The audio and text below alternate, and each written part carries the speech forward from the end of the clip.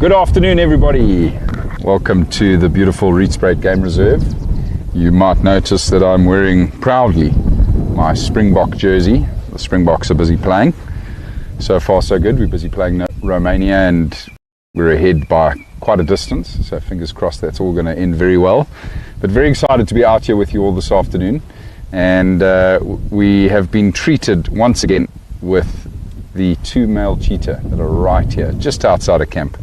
Up against the southern fence line here. I didn't even have to drive 500 yards and I'm now spoilt with sharing this amazing moment here with everybody. The male cheetah are just here in the shade. They seem like they've spotted something. Something's got them alert here up against the fence line. Now we know that they are quite fat. Apparently they fed on something this morning. What they fed on we're not sure of, but fat bellies, and yeah, they're quite alert at the moment, so I'm not too sure what's going on. They've seen something moving, and we'll move in a little bit closer shortly and just try to see what they might be watching. But very excited to be out with you all, guys, and thank you for joining us here at Painted Dog TV. Just quickly see who's with us. Michael Go Bokker, yes indeed sir. Hello Brandy, hello Mary, hello Elsa, hello Wide-Eyed, Betty, Di, Andrew G, good to have you with us sir. Carol, good afternoon my dear. Welcome everybody, super excited to be here with you all. And what a treat, look at the body language of this cheetah. Something's got them spooked, something's up here, I don't know what it is. Imagine it's that female leopard again. Jeez, that would be incredible. Now the wind has just picked up again this afternoon, so quite a strong breeze. You know, that will sometimes unsettle cheetah. Being one of the lowest ranked predators, they're always on alert for danger, and you never know, maybe the wind has stirred something in the bushes that's got them spooked. I'm going to just slowly roll down here and see what's up. He does seem to be settling a little bit there. Yeah, I think it could be the wind, everybody. Could be the wind. They might have thought they heard something approaching them. Let's get a little bit closer. Can't really see his brother either. Oh, I can see his brother's bum right now. His brother's also lying down, so I think they've settled down. And what a treat. So as I've located the two male cheetah, they're on the southern fence line, here close to the airstrip, close to Hace.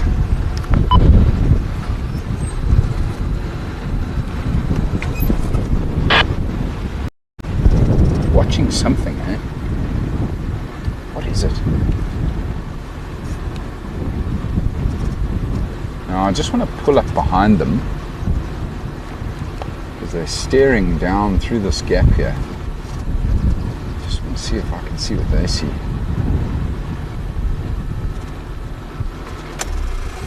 What do you see, boys? Up close and personal. God, this is amazing. It's just unreal how completely comfortable these two males are with the vehicle.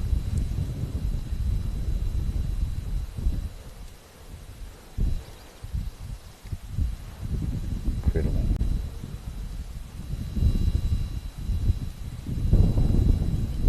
Good afternoon, Marcy and Karen. Good to have you with us. What a treat for us here at the start of our drive.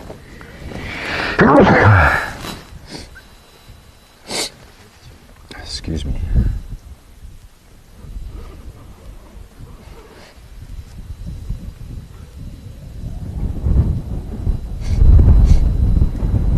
You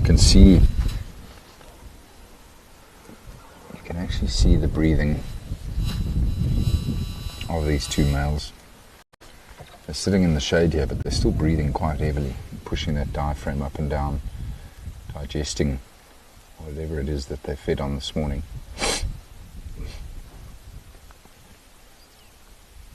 It's just such a great angle being right behind them and seeing all of the spots along the ridge of the spine, and also seeing almost like mane that forms behind the head of a cheetah. Every individual is different. Some get more of a mane than others. Really cool being this close to them.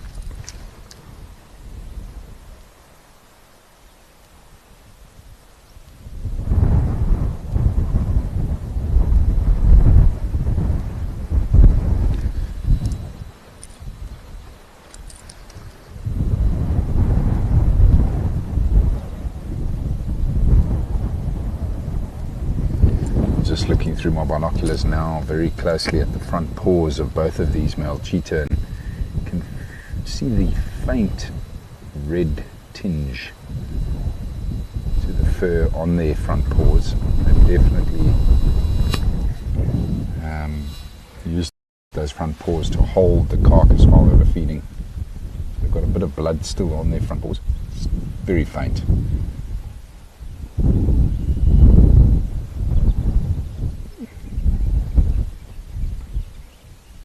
Just see it there. You can see how the hair on the paws actually also sort of binds together because of the blood that's dried on the paws.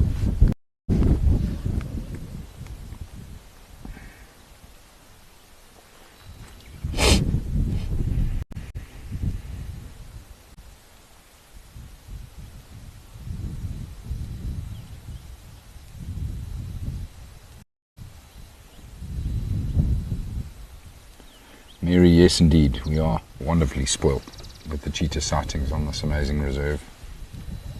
I've never had cheetah viewing like we have here. It's incredible. And Marcy, to answer your question, yes, it is the two boys.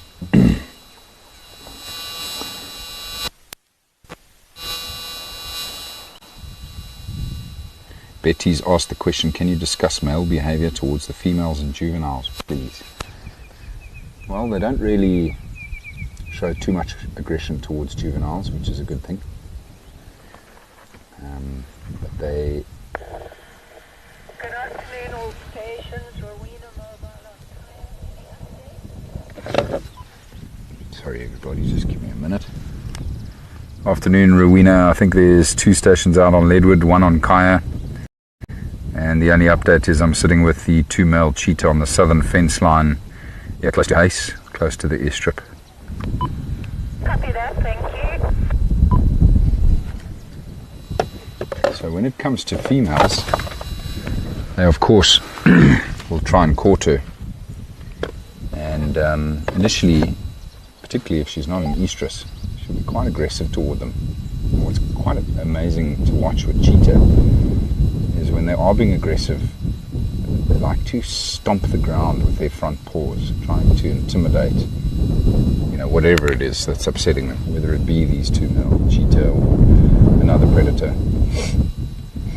So they like come running in at like high speed and slap their front paws on the ground to make a loud noise and to look more impressive. But the 2 males will sort of immediately heed that warning but won't give up. They'll keep forcing the issue, they'll stick around, and if she is an estrus, we'll end up convincing her to mate with her. Now of course there's also aggression that's sometimes seen if the male cheetah do discover a female on a carcass. Because they're bigger and because there's 2 of them, they'll intimidate her off that carcass pretty quickly. So they are opportunistic predators as well.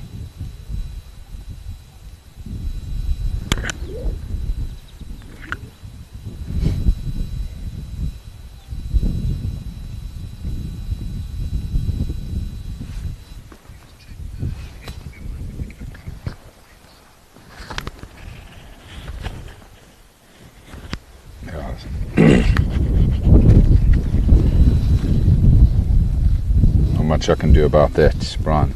A lot of wind where we are.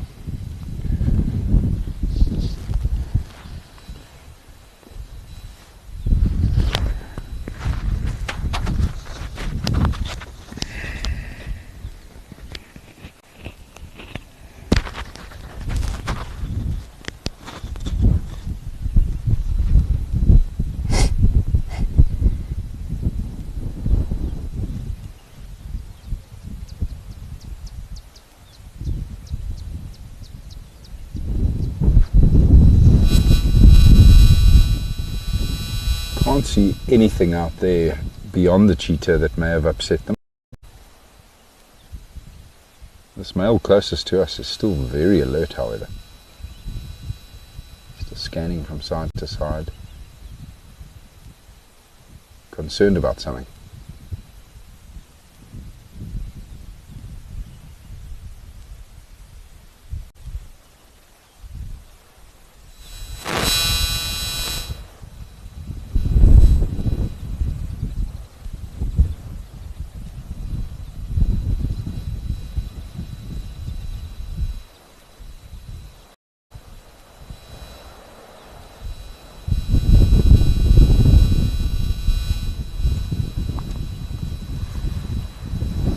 Michael's asked the question, how far north does their territory extend? So far, not very far, to be honest, Michael. They don't go north all that much. They tend to be hanging around in the south of the reserve and then the east of the reserve. So the east being Kai and Lowveld, the north being Leadwood, and the south being Blowbonk. They very seldomly venture onto Leadwood. And I don't know why, but I assume possibly the lions is why they're not going on to Leadwood all that much. And we do believe the lions are there at the moment again. Certainly the pride we're seen quite far north, almost at the most northern edge of the reserve this morning. Cheetah, of course, will avoid lions as much as they can.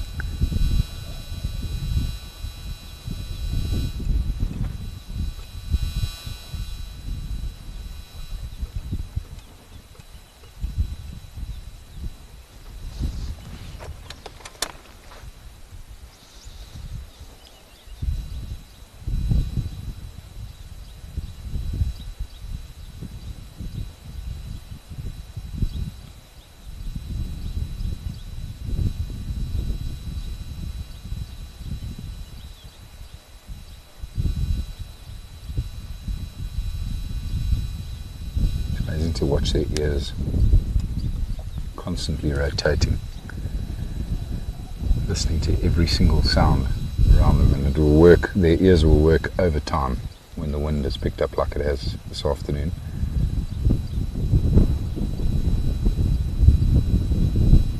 They're a lot more nervous. You can see how this male cheetah's just lowered his head. He's refocusing on movement. There's movement everywhere because of the wind. Every little bush and clump of grass is blowing in the wind, and so he's focusing on each movement just to make sure it's not another predator.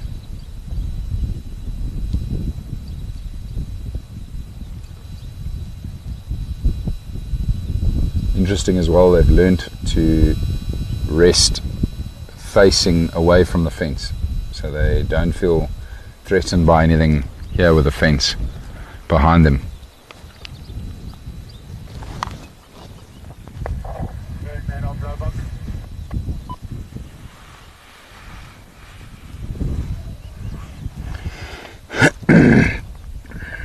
Wide-eyed asked the question, is this alert cheetah the one usually the most alert? I don't know, to be honest. I haven't noticed that. I think they're both quite alert, but yeah, one might be more nervous than the other. I haven't noticed much difference, to be honest. And then Betty's also asked, what are some of the biggest animals they go after? Well, I think some of the largest prey that cheetah will bring down are usually wildebeest. Particularly when you have male cheetahs in a coalition like we have here. they can work together to tackle slightly larger prey. Not that I think these two have done much of that. They haven't needed to. But you certainly see it up in the Serengeti quite a lot, where male cheetah coalitions will target the migrating wildebeest up there.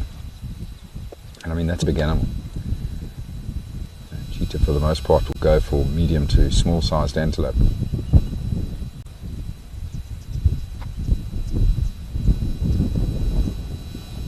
That's the largest prey I know of that cheetah bring down.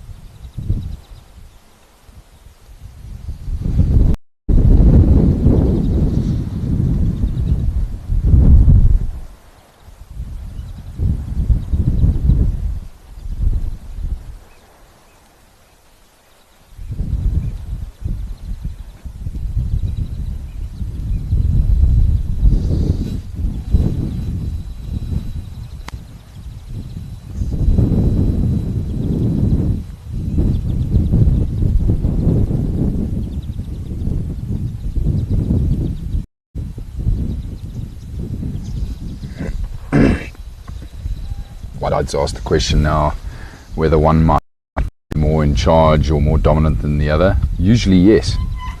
That's the case with... Interesting, what's happening here? Look at the size of his belly. My God, he's full. They are very fat, these cheetah. He's definitely more nervous than his brother. See? Moving off. I'm just going to quickly turn the vehicle around. Great news. Word from FC, from Brian, that's South Africa. They've just scored another try. Get in, boys. Right. Just decided he's going to lie on the road rather, which is right out in the open, and then he probably feels a bit more comfortable. Doesn't feel like anything can sneak up on him being away from these trees that were in front of him. But going back to your question, wide-eyed, I'm almost certain one of them will be more dominant than the other. We haven't really seen any of that evidence yet, however, because we haven't seen them interacting with either another cheetah, male or female. So I'm not sure who's more dominant here. But that's generally the case with your big cats, particularly the male cats, of course.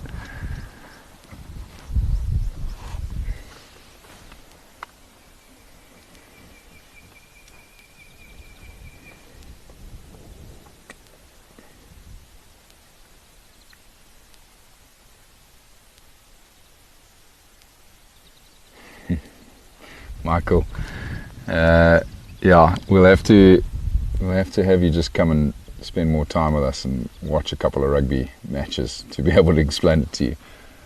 But it is an amazing sport, which obviously as South Africans we're very fond of. It's a big part of our culture. Current reigning world champions, and if we do somehow manage to win the Rugby World Cup this year, we'll be the first team to have won it 4 times.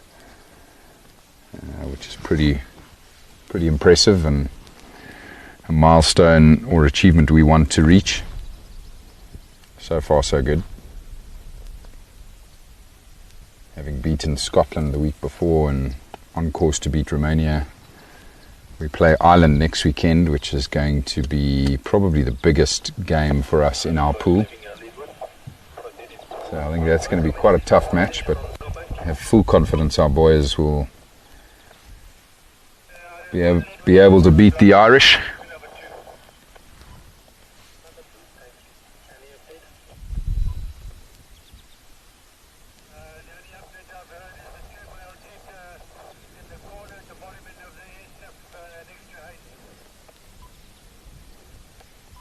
Di's asked the question, are female cheetahs social if they don't have cubs, or even if they do? No, not at all. They definitely don't socialise with others. Solitary cats, which have a lot of work on their hands, raising and protecting their cubs, as we've seen already here on the Rietspruit Reserve with the female with her current cubs. She's only got one left. It's been pretty tough for her with the lions, but no, they don't really socialise, and males don't either.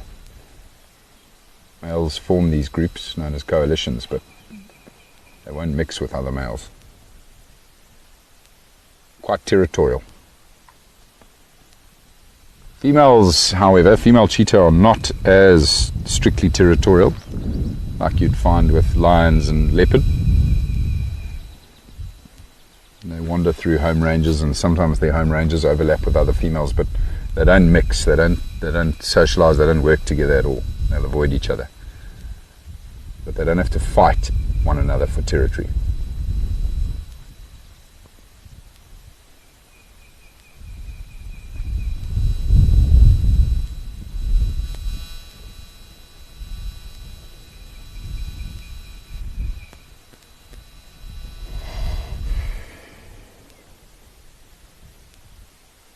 You can see this male cheetah's belly's quite big. Nice fat bulge. Had a good feed this morning.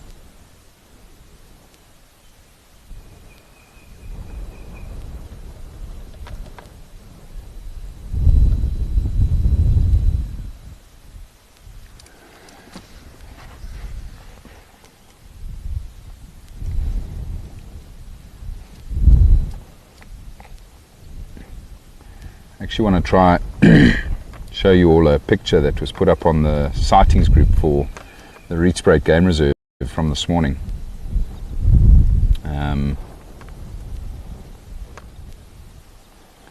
Quite impressive. I don't know if this photograph was taken this morning or a while ago, because we do know that the two male cheetah killed an impala here in the southeastern corner of the reserve about 4 days ago now. Andrew's just going to zoom in on this incredible photograph that was captured by one of the residents here on Leadwood. Look at this, guys. The two male cheetah tackling and killing a female impala, which, to be honest with you, now having had a closer look at the image, you can clearly see this female impala was actually incredibly weak, probably quite old. You look at how the hips are completely exposed, quite emaciated around the hips, so probably an older female, which is interesting. So perhaps the cheetah did target that particular individual in the herd. So really fascinating photograph. But like I say, I'm not too sure if that photograph was taken today or if it was from when they were found killing an impala 4 days ago.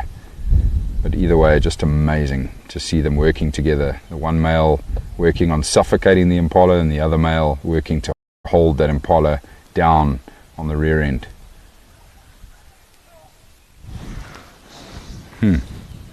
Baboons fighting behind us.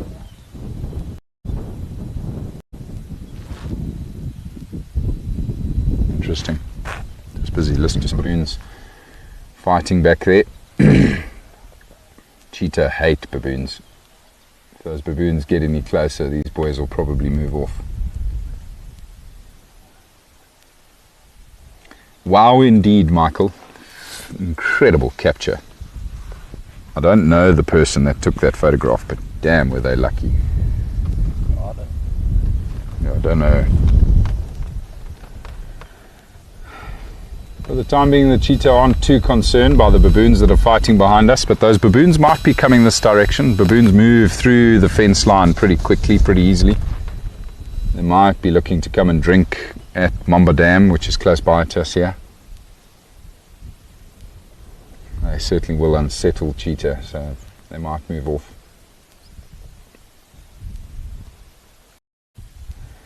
Speaking of moving off, however, guys, I think I might move off. I think we'll go and see if we can find any of the other amazing wildlife that are on the move at the moment here on the Rietspruit Game Reserve. Starting at Mamba Dam, just go have a quick look there. I'm wondering if maybe there wasn't another predator that was here before. When we first got here, these two cheetah were watching something quite intently. Maybe a leopard just strolled by here and has gone to drink at the dam.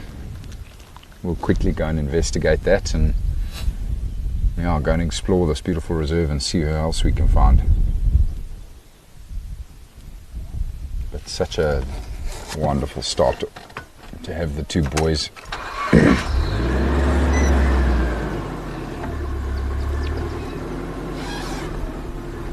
Best of luck to you, gentlemen.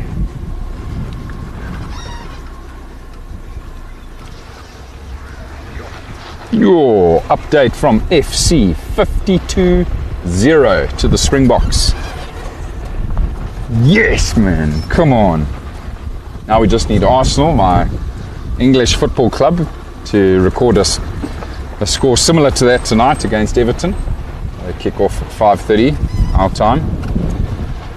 Probably won't score 52 goals, but a win is what I want. It's what I really hope we'll get. But yes, what a fantastic sighting with the cheetah. Really cool start.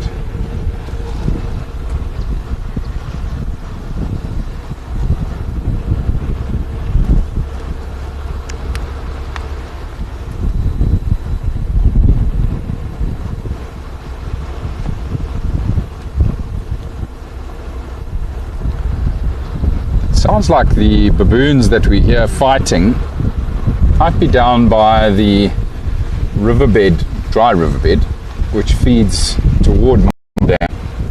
I'm just going to quickly, before we go to the dam, I'm just going to pop down into the riverbed and just see if we can't see them. They might be coming along the riverbed towards the fence line here.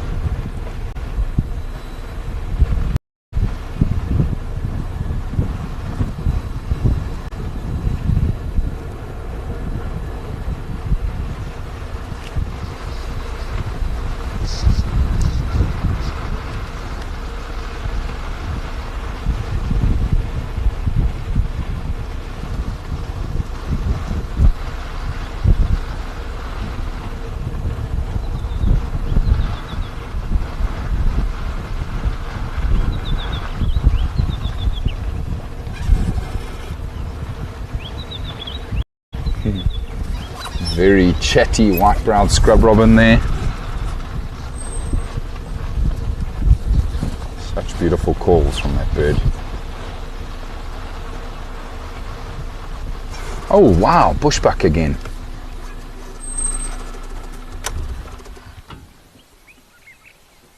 Might just see the male there.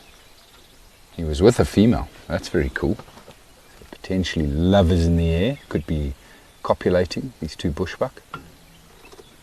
Again, not an antelope we see very often here on the Rietspruit. A very shy, solitary antelope for the most part that conceal themselves in thick bush. Usually along riverbeds like this one we're just descending into now. Very cool.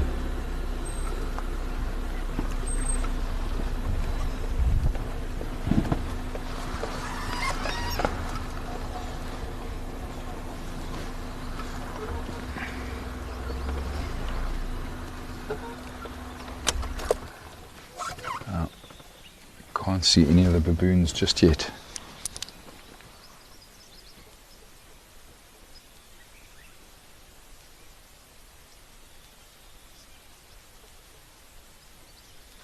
Still en route. Just love the sycamore fig tree that grows right here in the riverbed here.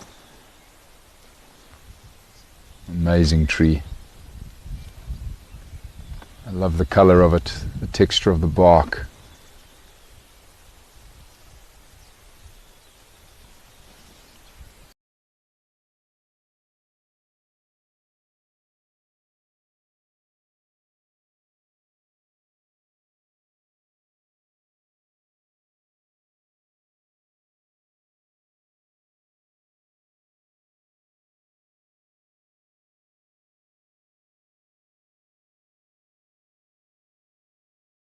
don't taste quite the same.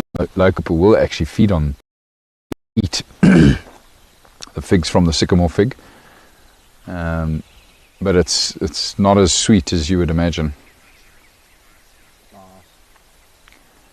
But an amazing tree that attracts so much life. Insects, birds, monkeys, baboons, and of course the monkeys and baboons feed on it, and they're quite messy in the way they feed. They like just, they'll take a bite and drop, and so whatever they drop to the ground, things like the bushbuck we saw before, kudu, impala, I've seen giraffe feeding on figs, elephants, they'll all come and feed on whatever falls to the ground. And it's almost like the tree of life. There's so much activity around these fig trees,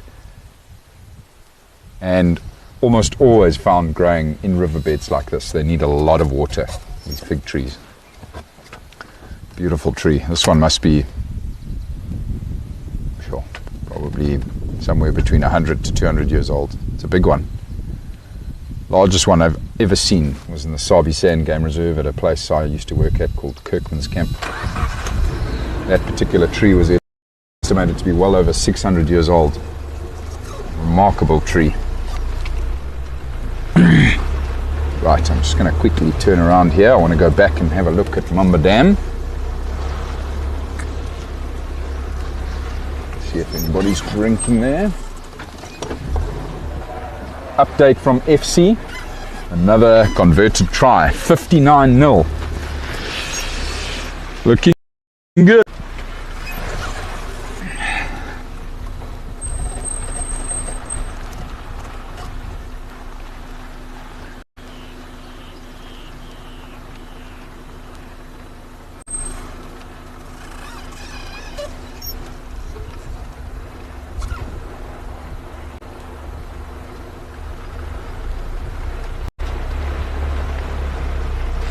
Michael has asked the question whether that impala was pregnant or not. I'm not entirely sure. I don't think so.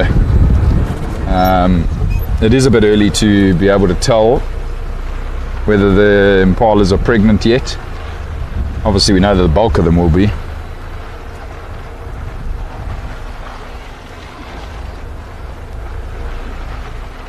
Mary's made the statement, gunners. Yes please Mary. Come on, gunners. Make my day, if it couldn't get any better. But a win tonight would certainly be the icing on the cake. Carol, I'm very sorry that I upset you and have lowered in your estimation of me as a man now that you know that I'm an Arsenal supporter.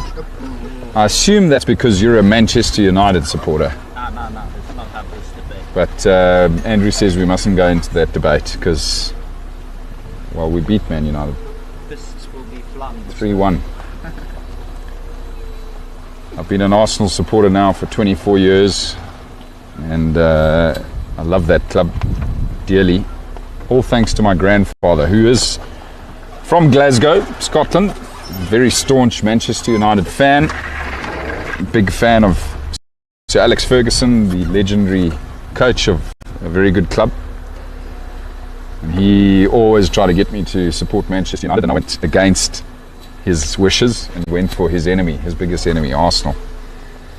We still get a kick out of it today, my grandfather and I. But a lot of respect for one another. Yeah, love it. Sorry, wide-eyed, I see you spotted a flower that was flowering back there. I didn't quite see it. Purple flower, that's interesting. Carol, you see now you've gone down in my estimation. You've mentioned that you're a Liverpool fan. Sorry. Best we end this chat right now about football. There's quite a bit of cloud forming on the mountain there. But always respect where respect is due, and Liverpool certainly are a very good football club. A lot of my very close friends are Liverpool fans. Lots of heated debates and games together. It's a lot of fun. I love it. Love sport. We're just busy sneaking up on Mamba Dam here, everybody. See if anybody's having a drink here. The Springboks have just scored another try. It's now 64-0. Shame, poor old Romania. Not the strongest rugby nation in the world. Respect to them though, they made it to the World Cup.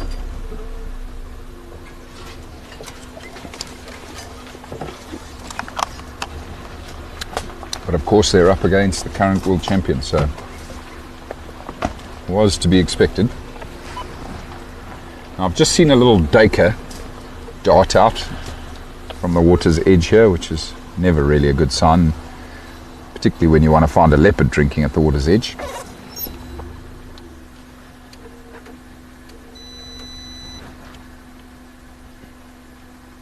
Interesting. Just going to stop the car here quick. Another tree that's fruiting right here, everybody. The gorgeous jackalberry tree. Doesn't have a lot of foliage on it right now, but fruiting nonetheless. Another very popular tree with the monkeys and the birds.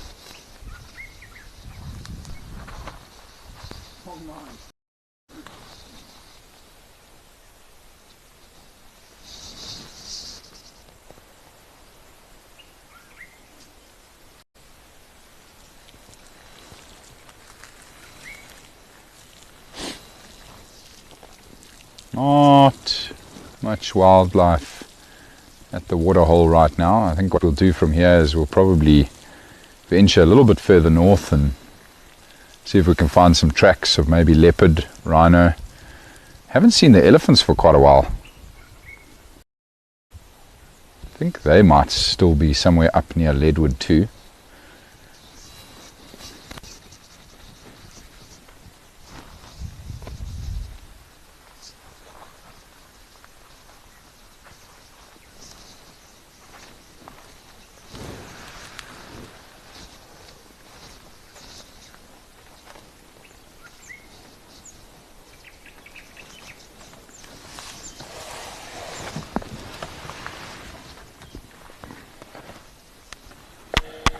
Birdman, come in. No, 35. Birdman, good afternoon. I'd like to respond. I'm just behind you a minute ago. Thank you, Wade. What did Birdman find? I didn't hear his update. I have to ask him. There's a bird of prey flying above the water here. See if you can grab that one, Andrew. He's still going mobile on Leadwood. Good afternoon, all stations. Are there any updates? Looks like a yellow kite.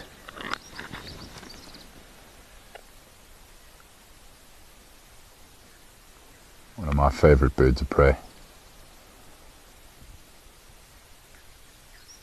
It is a yellow-billed kite. These guys are like fighter pilots. They're incredible scavengers, and they actually pick up a lot of carrion, particularly off-road, actually. And it's amazing to watch them, how they dive in and pick up carrion off a very busy public highway. Amazing how they dive in, swoop down onto the road, grab something and fly off without even having to land before, of course, the next vehicle comes along. Birdman for Gareth.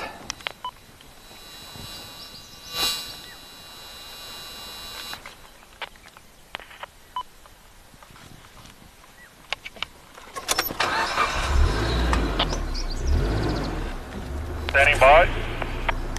Sorry, Birdman, what is the position of that sighting?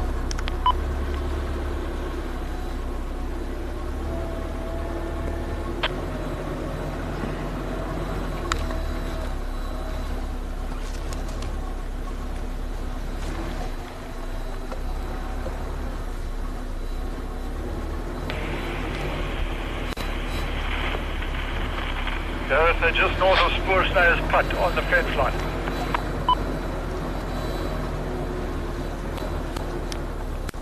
Copy that, thanks. I'd like to come and join you there from Mamba Dam.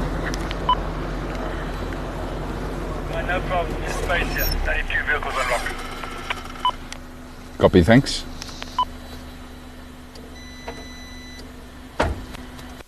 Well, there's a treat, everybody. Birdman, aka Simon, has located the 3 male lions. Not too far from here either. It's brilliant. What a day indeed. Just amazing. Good sport, good people, and good sightings of the cats. Maybe we'll seal it with a leopard later this evening. But first things first, let's head straight to the male lions, everybody. Go see what they're up to. Karen's asked the question, where are the lionesses? Karen, they are somewhere on Leadwood, we believe. They haven't been located this afternoon. We're not entirely sure, but somewhere in the northern part of the Rietspruit Game Reserve. Really hoping they might start coming south soon. They've been on Leadwood for over a week. And it's a long way to get all the way up there. Not impossible for us to get there on these painted dog safaris, but it's far. And we so often go out on our safaris and find stuff that's closer to home. And then we just can't really get there. Would love to catch up with the pride though. It's been a good while since we last saw them. But they've been very successful on Leadwood. Must have had a number of kills up there, which is why they're still up in the north.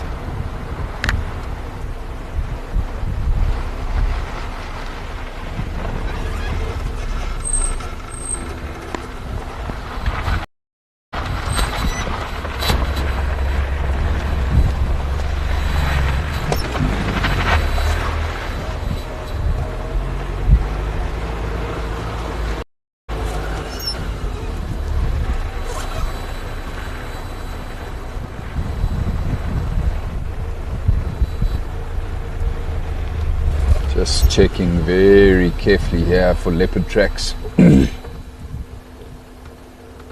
lot of activity here of both male and female leopard, but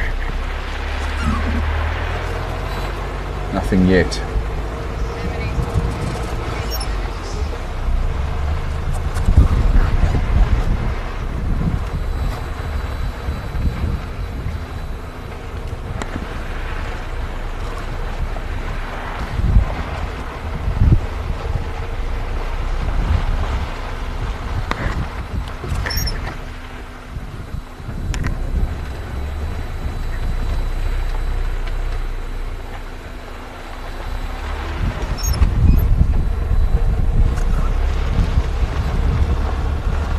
Yes, fingers crossed everybody, we'll see Bucket and the rest of the pride pretty soon.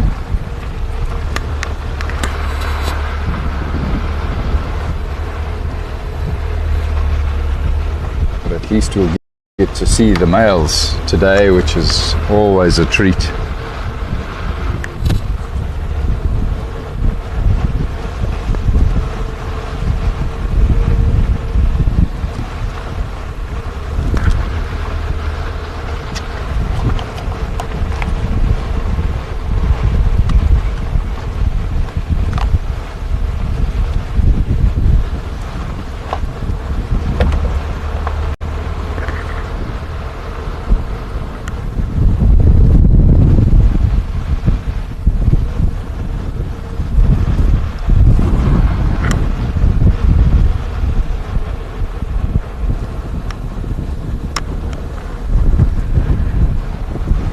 Andrew, this is your last game drive before leave.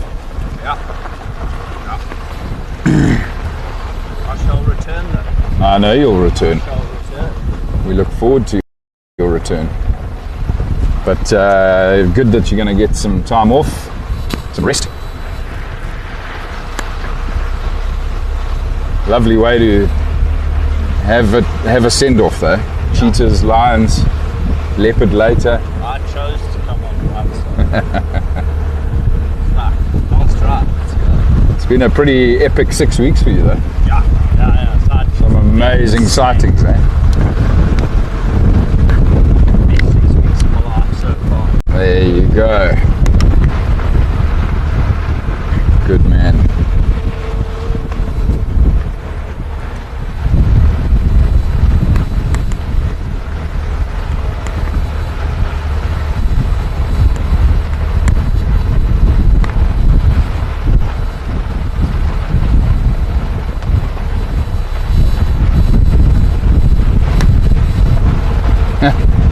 I see Marcy's put out her bucket list, or her wish list, sorry. That includes buckets and the family, brown hyena, baby rhino, and ellies. No problem. Maybe not today, but all very doable. You have to come and join us for more of these exciting painted dog safaris. I'm sure all of that is on the cards going forward. Yet to find that brown hyena, that elusive brown hyena. That Andrew, you've seen it, eh? Yeah. Yeah, Andrew's seen it, Brent's seen it. I certainly haven't, but I did see a black rhino, however, which was very nice. Yeah, that's a big one, finding that black rhino, getting it on live. So I believe the 3 male lions, everybody, are not too far from here. Pretty close to the southern fence line as well. Close to where those 2 male cheetah actually often like to lie down. Good thing they're not there today.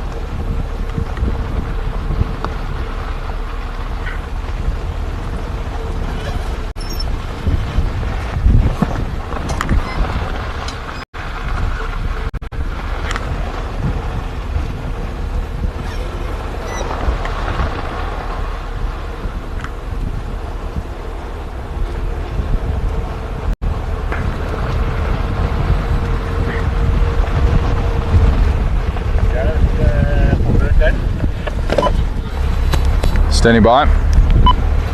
Come down first stairs to the fence. You may bump into Rhino Poole. He's just turned in from the fence line. Magic, thanks Birdman. I'm approaching spur snares now.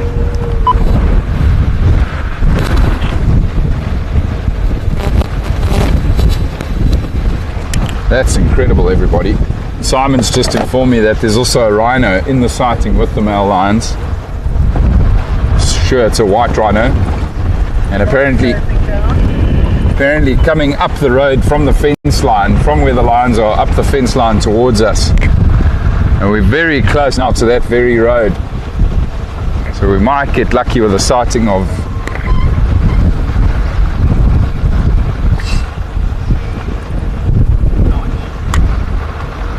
another brilliant update from FC. South Africa have won the match 76-0.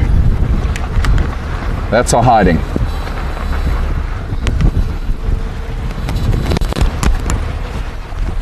Yes! That's what we need. We need that. And now, about to be spoilt by a rhino, I believe, and some male lions.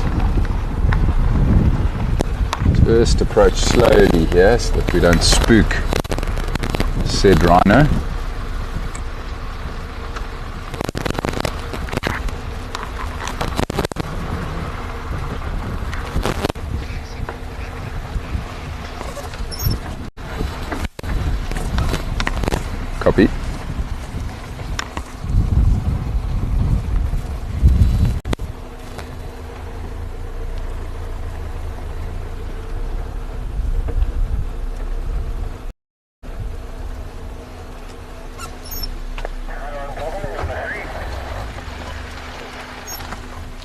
Oh, you know what?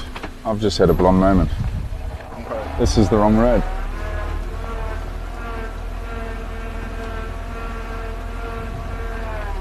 We're still quite far from Spoor-Sneyers Road.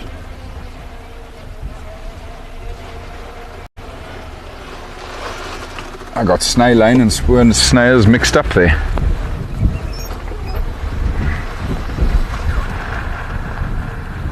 You see, everybody, it happens to the best of us. What happened to my phone? Oh, there it is.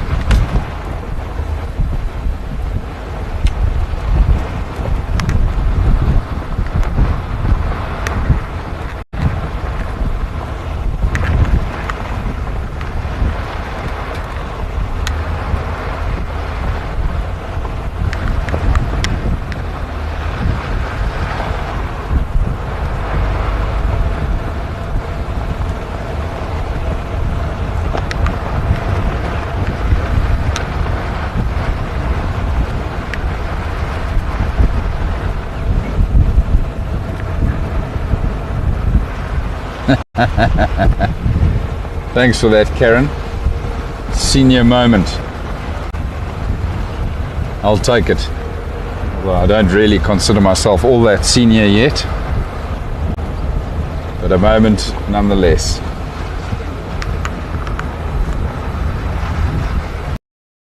Yeah, we've still got quite a drive, everybody, to where the lions are.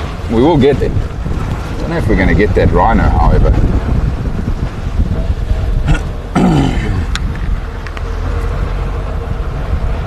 But they are on the eastern fence line, not the southern fence line, which is a good thing for the male cheetah. They won't have to contend with these lions, I don't think. Certainly not tonight.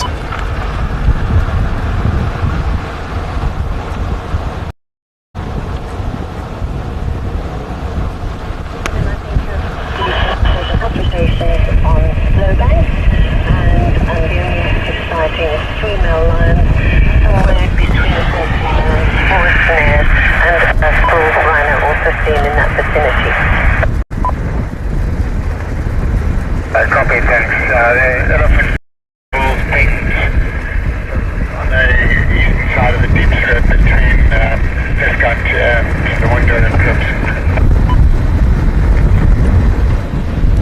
Kevin, I've also just left the 2 male cheetah on the southern fence line by the airstrip, close to Hayes. Okay, copy, thanks. I think I'm going to stay with the Midway and look for that pride. Copy.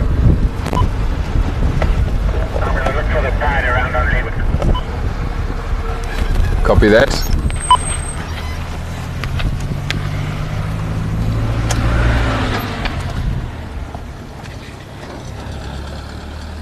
Beautiful herd of impala here, everybody, in the most gorgeous light.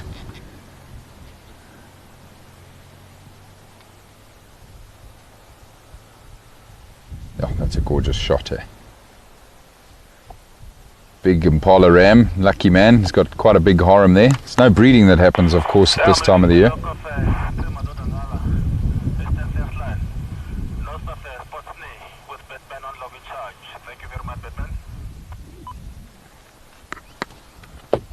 Lovely to see these impala out in the open like this, though. Probably fine because of the wind having picked up. That's why they're out in this big open grassland here. They too will feel unsettled and nervous in the strong wind. You can see them jumping around there. Very edgy.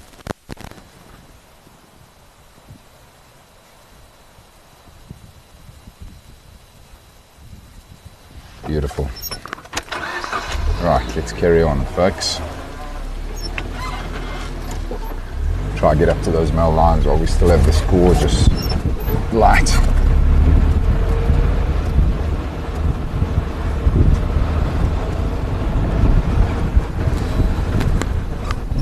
Also, just wanted to mention to everybody that the female cheetah with the cub were also seen on Leadwood this morning. So that's great news. The little cub is still doing well. Betty has said, isn't that score awfully high for a rugby game? Yeah. Yes, it is indeed, but that's how good the Springboks are, you see. Absolutely thrashed them. But again, to be fair, totally fair, Romania are not a very strong rugby nation. But you never know, maybe in time they will get better. Good afternoon, Deneen. Nice to have you with us. And good afternoon, Atropa. Happy to have you with us. We are en route to the 3 male lions.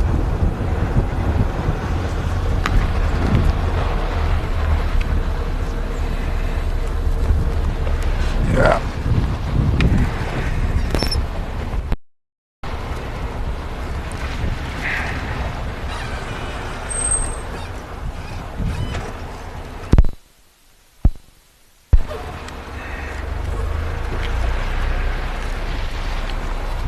Apparently my mic is playing up, everybody, and it's a little bit crackly. I don't know how it sounds now, hopefully a bit better.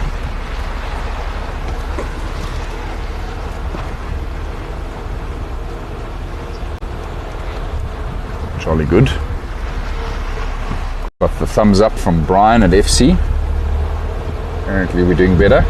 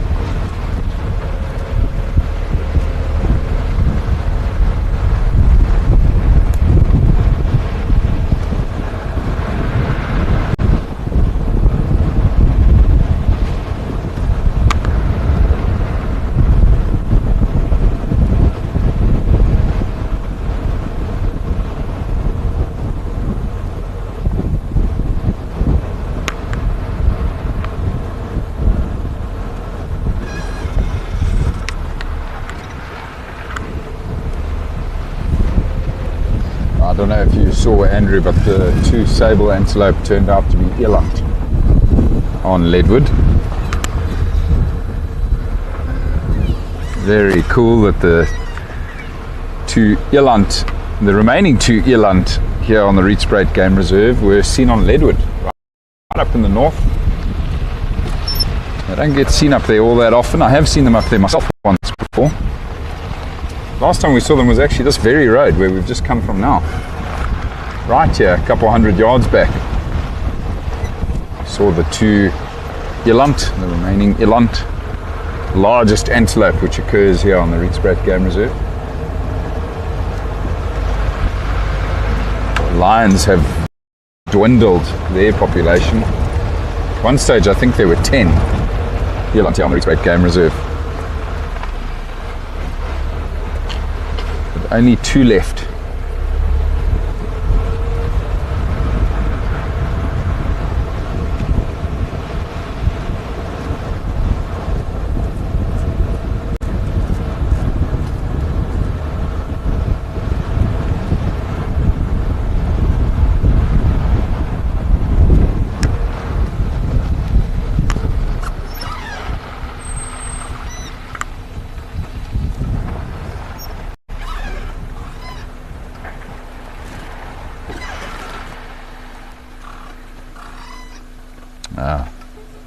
This is where the male lions came from.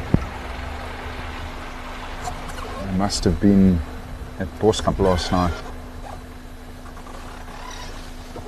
Let's see if we can see their tracks. Yeah, you can see the tracks there on that side of the road.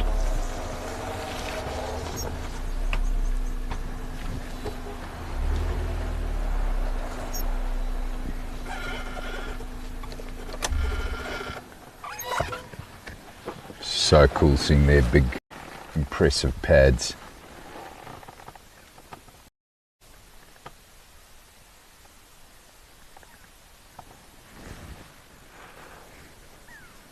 Unmistakable male lion's track.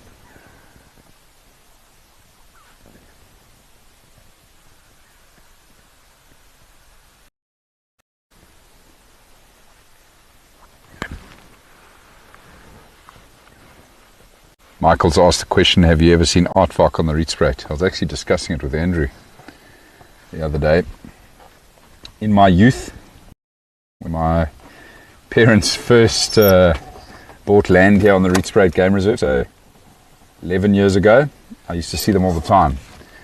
And the reason being, I used to go on late night booze cruises with my buddies with a torch and a couple of beers, and it was amazing. We saw a lot of aardvark during that time, it being the middle of the night, literally midnight, 1 o'clock is when we came across them, when they were most active. But yes, also being out on a game drive with clients. When I was working at Lowveld for a time, had an amazing sighting where I actually managed to get off on foot and follow an aardvark for about 15-20 minutes before that aardvark realized I was actually following it, and then took off at high speed. Amazing, incredible sighting, following an aardvark on foot. I'll never ever forget that.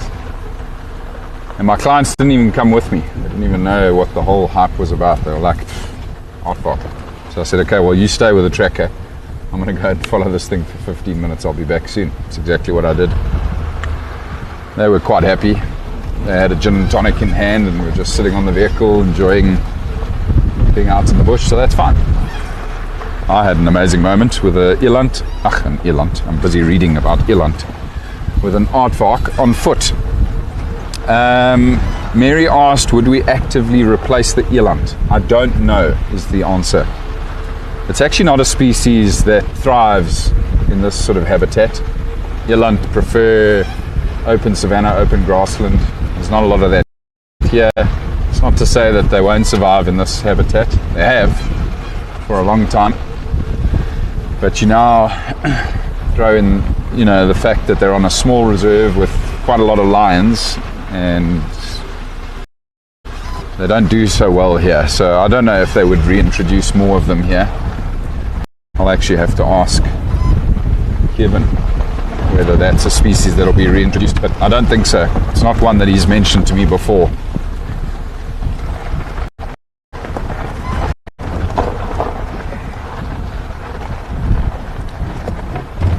What is a high speed for an aardvark? Question posted by Jennifer. Fast. This thing, when it took off, when I saw it on foot, I couldn't believe its acceleration. And when it's running, big male aardvark have actually got a lot of hair, and you could actually hear like this whirring sound, like a whirring sound, like as this thing took off. It was explosive. But their top speed, I don't know. I must actually look that up. I would guess probably around 50 to 60 kilometers per hour would be aardvark's top speed, but fast. They got very powerful legs, which they use for digging, and strong claws. Explosive acceleration. 25 miles per hour. Andrew's just Googled it. You sure that's not wiki whatever something? A to Z animals.com. Don't know if I can trust A to Z animals.com, but anyway, there you go. There's a figure that's thrown out by Google. 25 miles per hour. Don't always believe what Google says, particularly the first article that pops up. Do some more in-depth reading maybe and see if I can find a journal on it. 25 miles per hour. What is that? It's like 50, just shy of 50 kilometers per hour. No, that sounds about right, I suppose.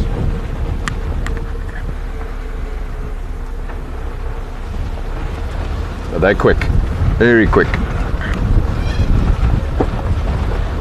But of course, their predators, lion and leopard, can reach speeds higher than that. So what the aardvark relies on is being able, wonder if we shouldn't take that road. See if there's any sign of leopard before we get to the lions. Let's do that. And the aardvark will rely on burrows.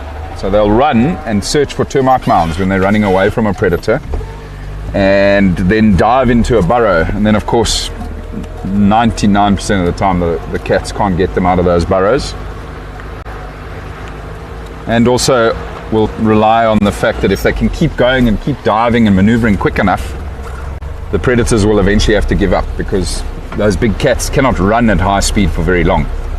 Whereas an aardvark will have much better stamina than a lion or a leopard.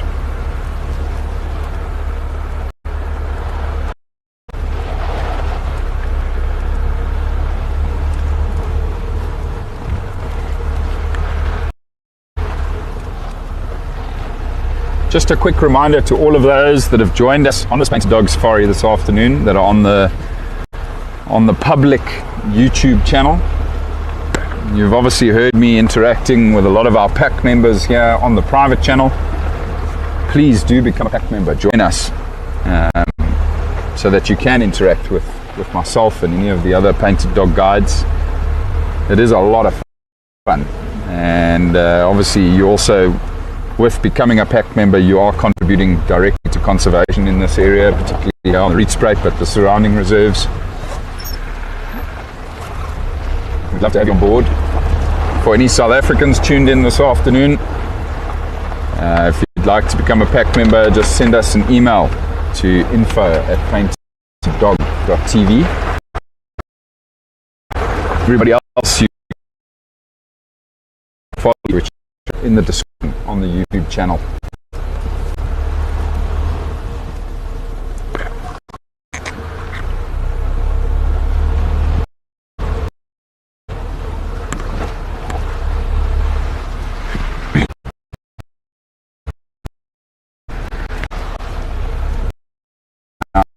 I know that Simon saw earlier, that was walking up the road away from the lions. Now we're approaching that road.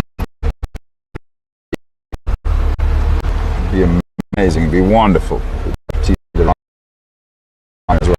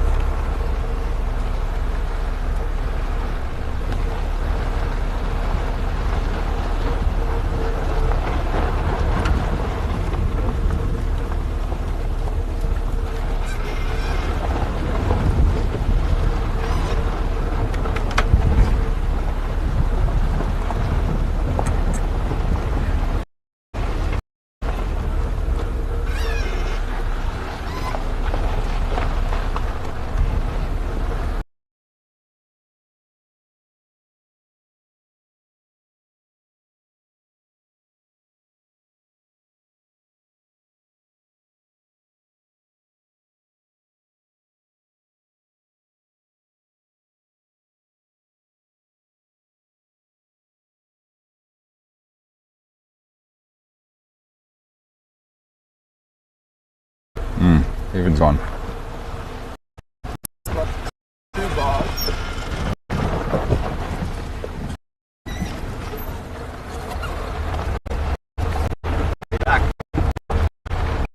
I can't get anything. I lost him on TV.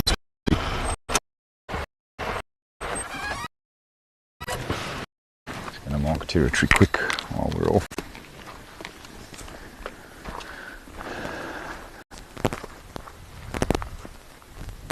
Can you hear Brian? Yeah, we are live.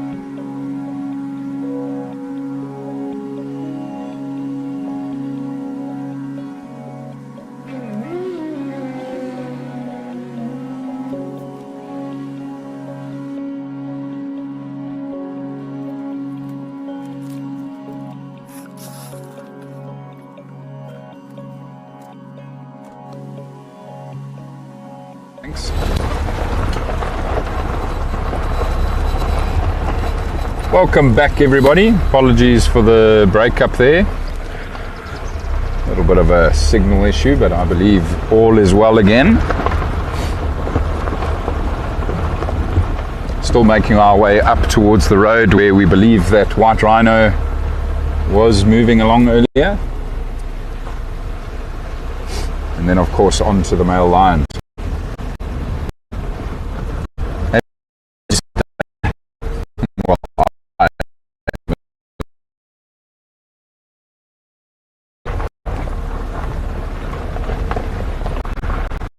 But all good. It's brought us to another beautiful part of the Rietspruit.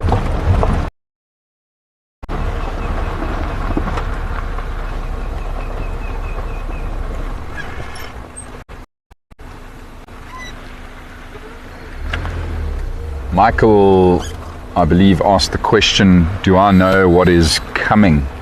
What is in store on the That's Wild show? I do indeed, or at least for the next one, which is on the 1st of October. Very excited about that one. That's going to be all about rhino and rhino conservation. Really, really exciting show that we're putting together. Looking forward to that one. And beyond that, we're still working on it.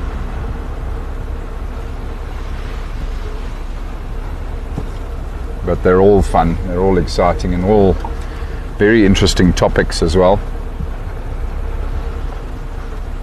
Should have Brent back pretty soon into the upcoming shows as well. From his private safari. Also from a trip to Mozambique. Can't remember exactly what he was doing up in Mozambique. But something fun and exciting and good for conservation, I'm sure.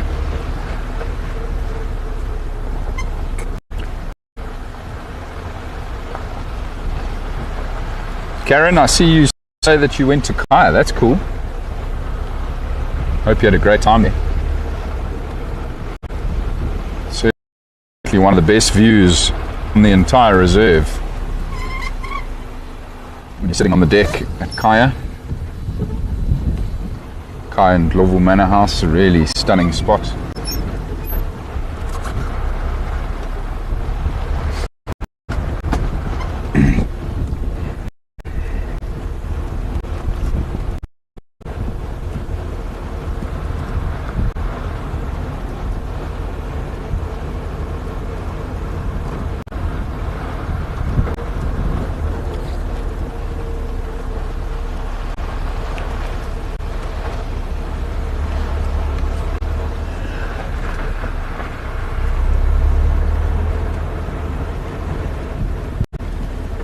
Now, we spoke about aardvark earlier, everybody. This road that I'm driving on now is called the aardvark.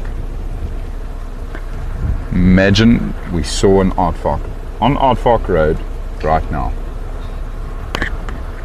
Couldn't have scripted better if you tried.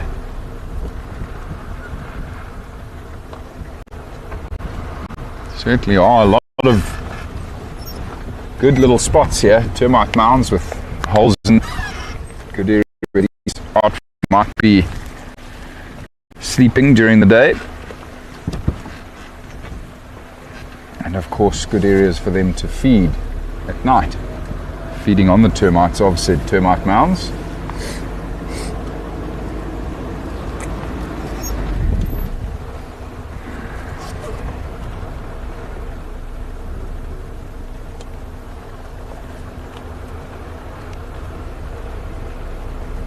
Yes, indeed, Michael. 76-0. A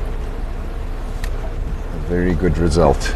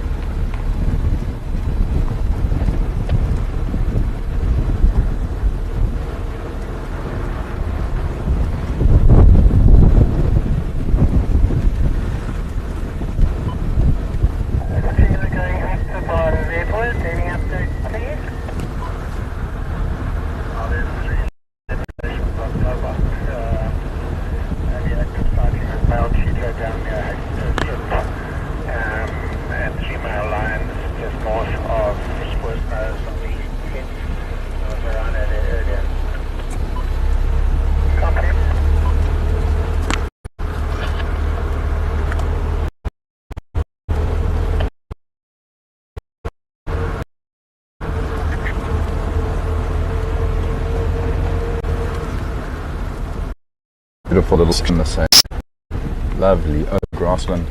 You can understand why the white rhino might be in this area, good area for their grazing.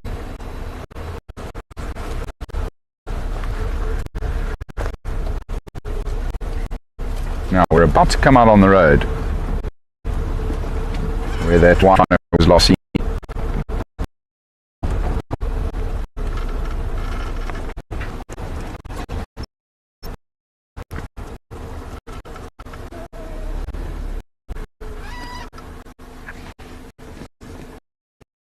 So we can come past this point, the tracks are in here.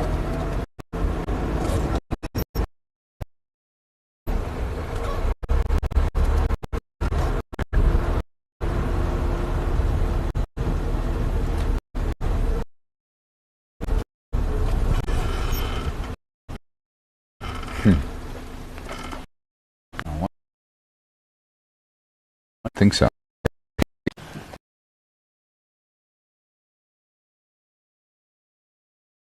The top bushveld tree.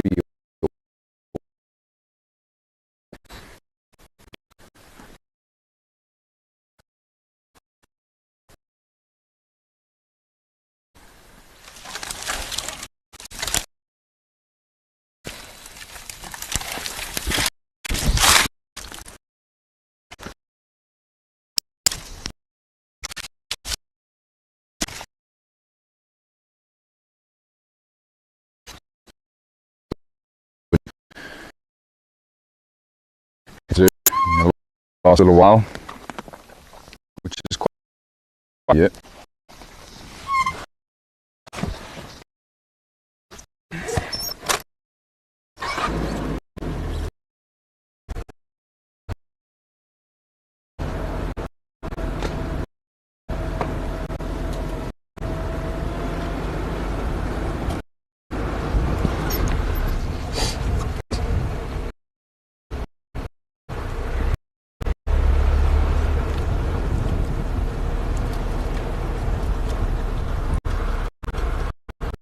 Nice for the rhino we've been chatting about.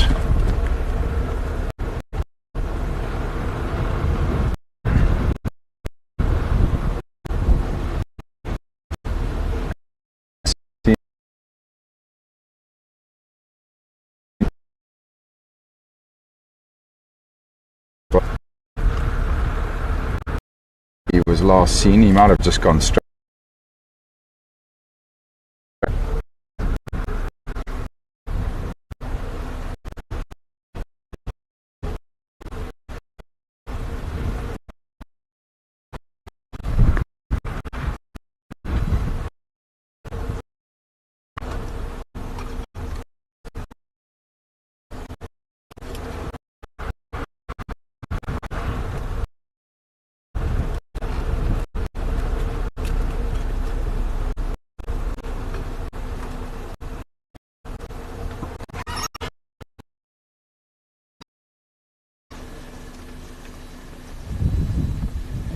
Went off here.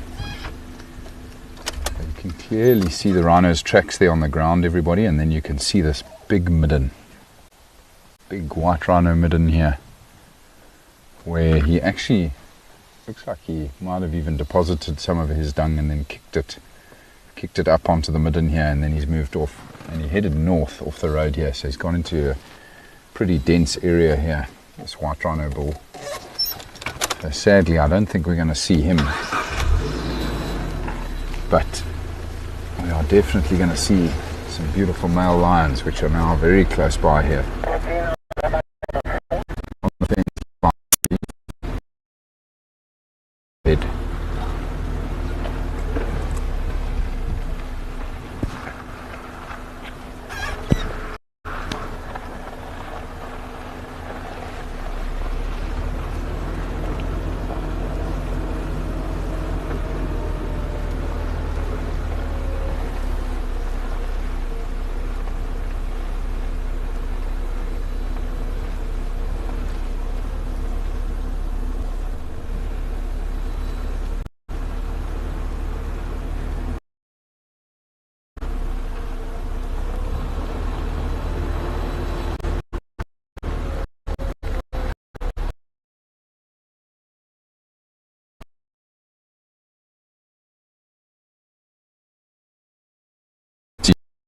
What is the most elusive animal on the reserve?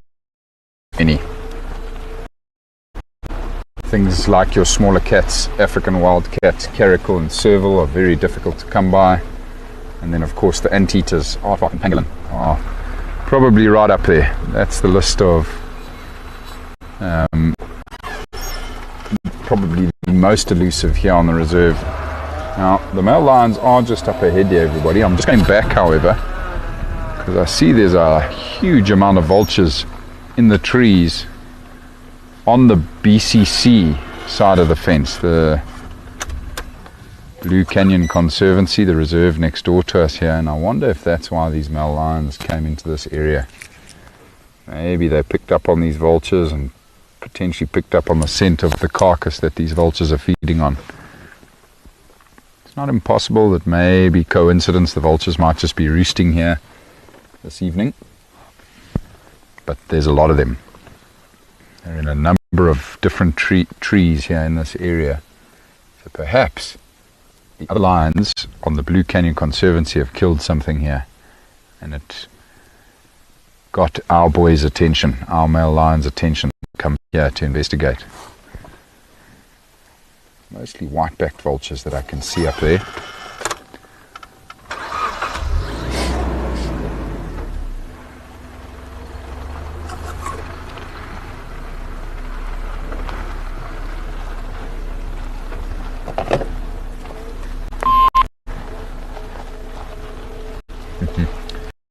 Some very fat male lions. They killed a giraffe a couple of days ago. So I think that they're probably still full from feeding on said giraffe.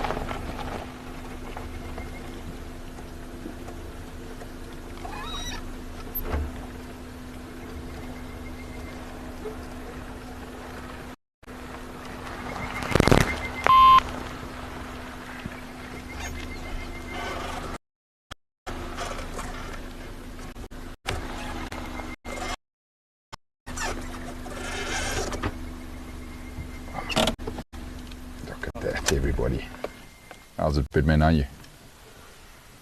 There's some vultures. See that? They flew over just now. I don't know if there's a kill there. I think they may be roosting there. They just come in. They come in. Well, a couple that came in just for watching. Yeah. I don't know if they're here because I know there's a kill there. They decide to come and sleep there tonight. Yeah, exactly. That's what we were just discussing now. Yeah. And I think Mullet's down there.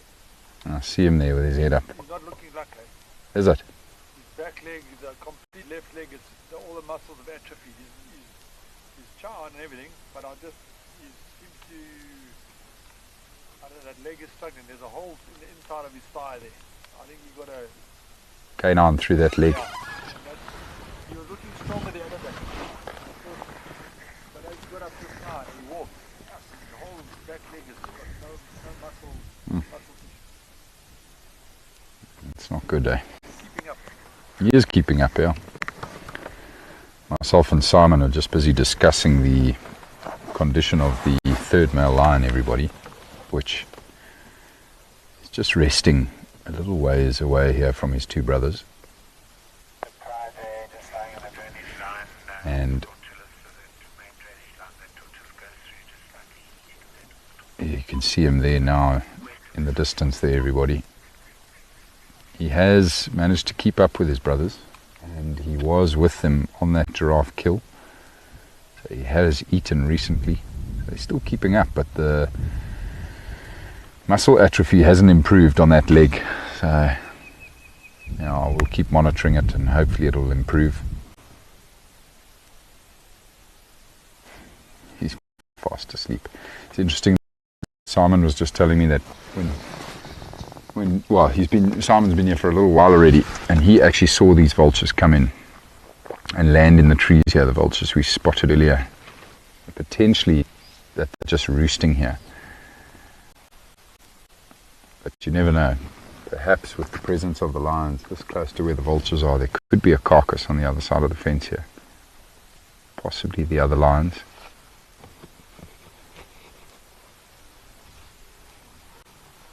Just spend a bit of time here with these males and see what happens. See if they don't start roaring, which of course will be amazing when we're this close to them. Also just to see if there are other lions here, if they don't maybe turn up along the fence here. Come and interact with these males.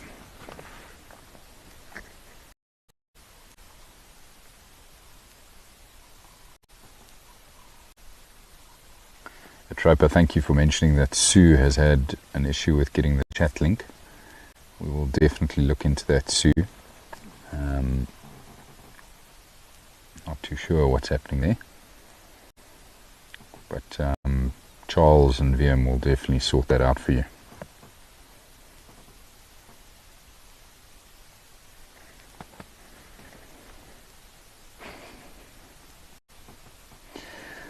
Safe to say that these males are quite happy. Fat. This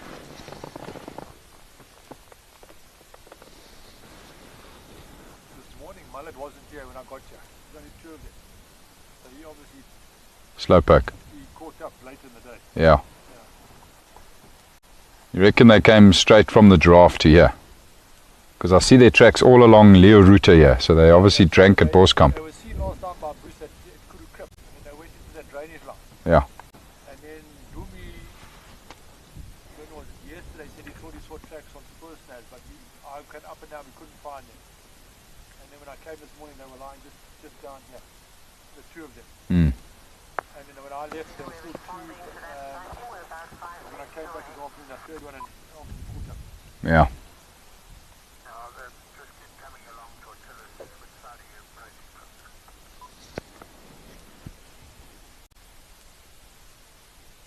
God, they are beautiful, eh? These manes are just unreal. Just in their prime. He says he sees sable and they fucking eat it. Hey, now you want to understand, we're selling units to Oaks from the fucking EU, and they're driving around in vehicles with no guiding or anything, and they can't even tell the difference between a sable and a fucking eland. Yep. And they must understand. Mm-hmm. Waiting to happen. I had a good chuckle. That's not on the movie. It is on the movie. What? It's on live. The Oaks going to walk into an ostrich and think it's a fucking eagle.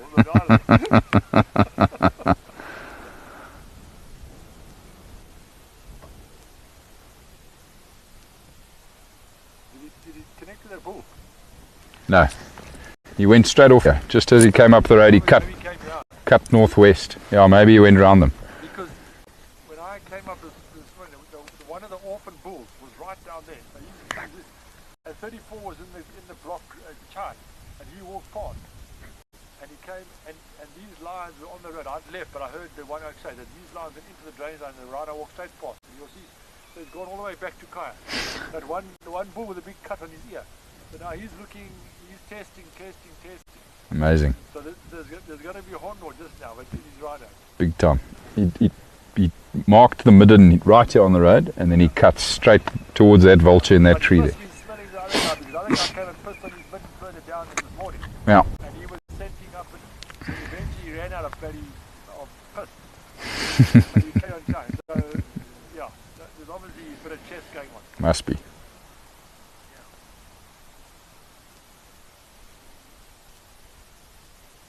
But 34 is getting uplifted anyway, as you know, maybe. Yes. So, I mean, if that happens in the next month or so, then these oaks will, will find space. Yeah, they will.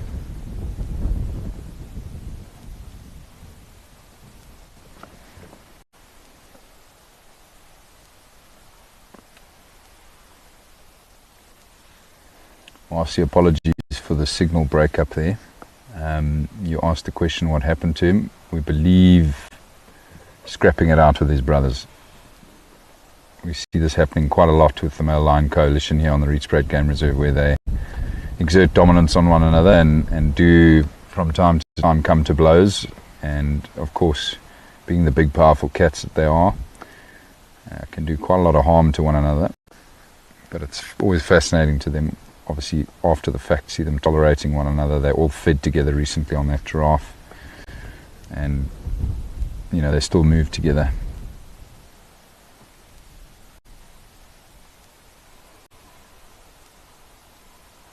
Michael, yes, I see that you've said that the lions that you are aware of or documented with similar hind leg injuries have eventually lost all condition and passed.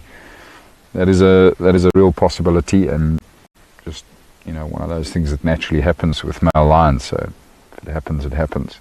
I don't think we're going to intervene, to be honest. We'll then just leave it as be, with these two males remaining as the only male lions here on the Rietspruit Game Reserve.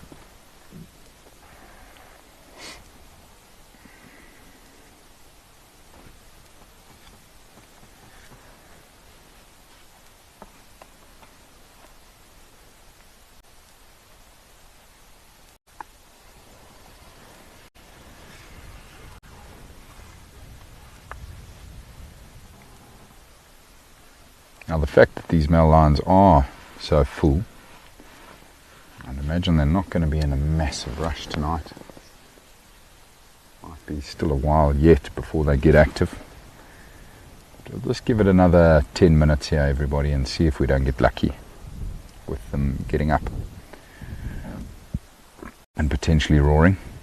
What have you spotted, Andrew? No. Yep.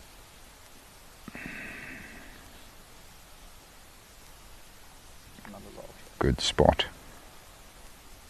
White-backed vulture. I can't see him from where I am. I have a gory bush in the way, but I can certainly see him on picture. Looks like another one of the white-backed vultures. Lots of them arriving in this area, potentially just roosting here.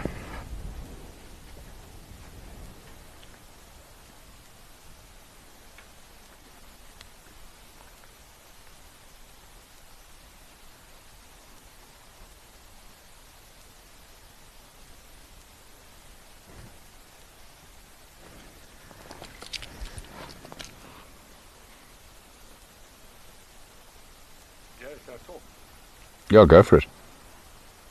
What would happen if the two male cheetah coalition came across that female and her cub? Would they cull the cub? No. Cheetah. It happened yesterday on the fence line. After you guys left. Yeah. Those two males were there. Yeah. And she gapped into the rock. And they obviously they went in where she was and they sniffed around and they came back and they fucked off. So I just was wondering whether they would actually, like the males, would go across the line. Very rarely will cheetah. They come down. Yeah. Okay. Yeah. She was just being cautious. Mm. Because when she knew they were coming, she just gapped it into the bush. Mm. Just avoid them as much as she can, Sure. because she's obviously not looking to breed right now. But yeah. But she'll only breed with her when she's in estrus. Exactly. Maybe they slap her around a bit or... No, No. they wouldn't. So she was just being too cautious. Exactly. Yeah. But I mean, if they did come across her, it wouldn't be catastrophic. Usually not. It's quite unique with cheetah. Well, I just wondered why she reacted. I mean, she just gapped it. Yes. So, She's just trying to avoid them, trying to lose them as quickly as she can. yeah. Because then she covered from there all the way up to Kaya. One day. Amazing, eh? Yeah. Chopping. Yeah. Simon and I, everybody, are just busy discussing an interesting interaction between the female cheetah with the cub and the two male cheetah that we saw obviously this afternoon. I wasn't there, but Simon said it was quite interesting. The female cheetah, as soon as she saw the two males, took off, absolutely exploded through the bush to get away from them. And there is probably some part of her that obviously feels that there's some risk with them being close to the cub. But as we've discussed in the past, infanticide is not something regularly seen with cheetah. They don't usually kill female cubs like the other bigger cats do. But she still will feel threatened by them, I think, to some degree, and also at the same time just wants to avoid them entirely, because she's not in estrus and looking to mate right now. She's obviously still raising that cub, but she just doesn't want their attention. She doesn't want to be around them. Being the solitary cat like she is, she just wants to carry on with life without the presence of those males until she obviously comes into estrus.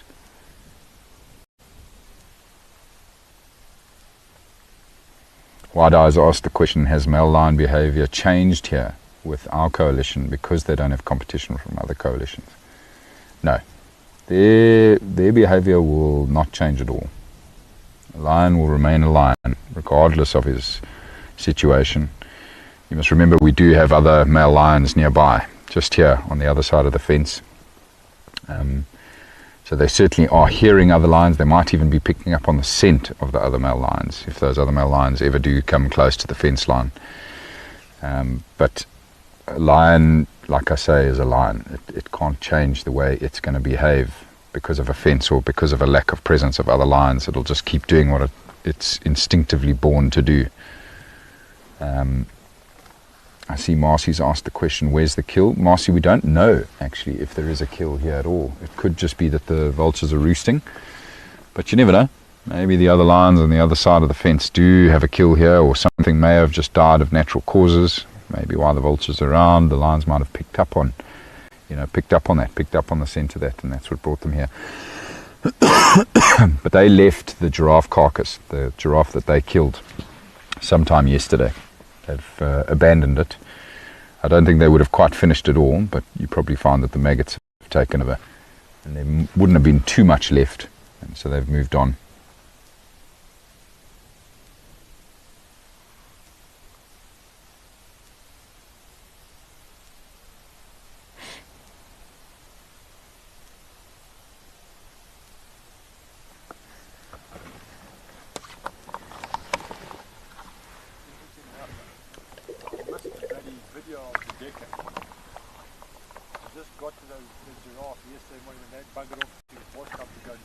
Yeah. Collar came back and the vultures were everywhere. They were like, it was the height of feeding frenzy. And he pitched up there. And just exploded, obviously, and shut himself. I just wasn't ready with my video. I just got there. The thing was just... It's insane. It was brilliant. Like a 5 seconds of mayhem. Absolutely amazing to see that. So that thing, I saw it, but I missed it. Yeah. I was bleak. It's amazing to see that, eh? Yeah. When he came rushing in, I looked at that, okay, out of there. Isn't it remarkable, everybody, how myself and Simon can sit here parked a mere 4 yards from these male lions and have a good chin wag, a good conversation, and not once have either of these lions raised their heads, completely unconcerned by our presence. I always just remind myself how privileged we are. It's just amazing that these cats habituate so well in a protected reserve like this, where they do regularly get to see vehicles, and vehicles that never really push the boundaries or threaten them. And it's just so cool that it's almost completely undisturbed behavior with these big cats.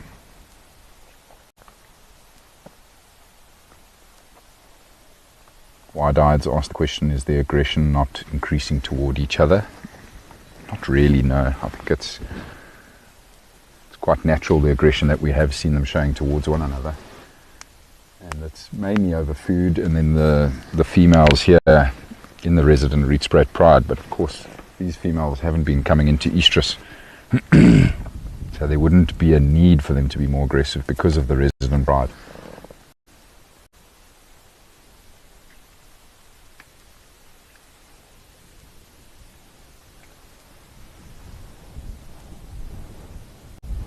Sure. No. Are they still there? They're there. I just think maybe when they first got there, they heard the roaring and they said, myself, but these oaks, there's big lions on the other side. Exactly. They're not in charge. It's brand new, so they're still obviously feeling their way around. Yeah. But I'm sure we're going to see them in time. Now they're going to bring them onto the fence line. Yeah, big time.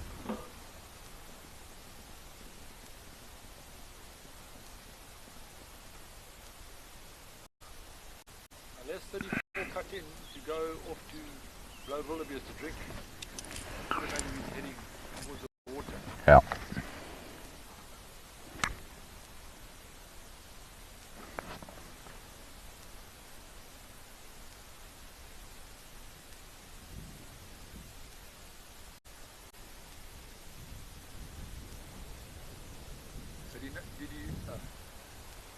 It's amazing, everybody. The sun has just set, and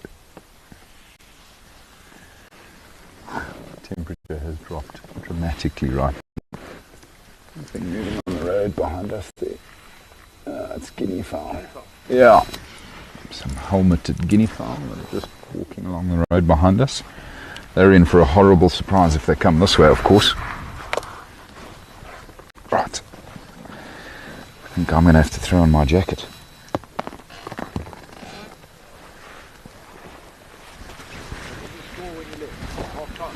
Full time 76-0. 76. Clap them. No injuries or no cards. I Nope. left at half time, it was like 40 or something. Or whatever. It was only 33-0 at half time. That's right, yeah. But that other scored his third try. Yeah. He scored 3. He may have even scored more, I don't know. But he scored 3 in 23 minutes. Yeah, but he didn't break the record. No, I believe not. But it's lucky that he scored another 3. Yeah. He's a dynamite, like. He's deadly. Kobus Rhino. Yeah, no, he's got a leg here. Yeah, he does indeed.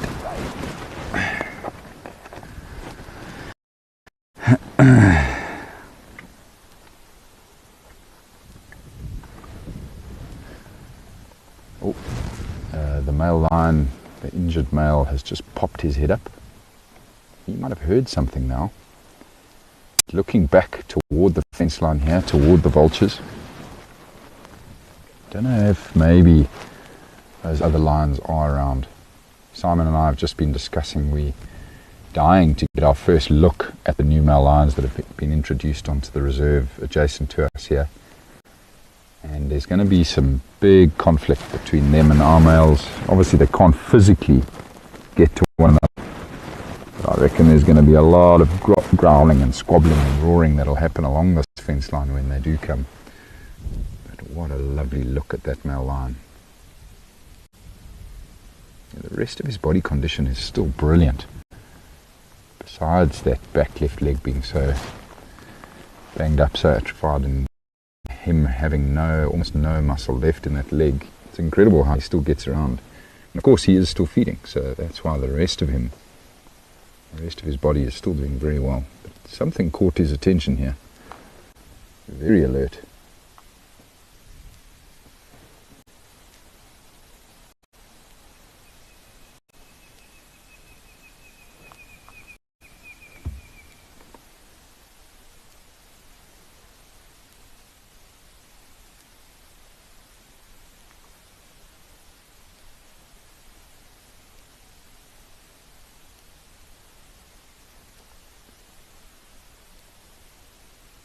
Doesn't seem too concerned anymore. It looks like he's settling down.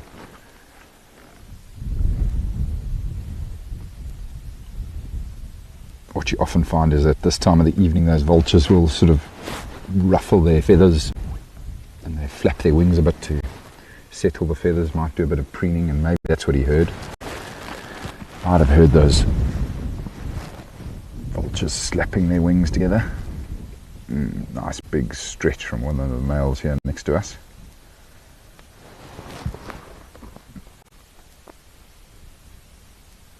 And that's about the extent of the energy he's going to put out right now.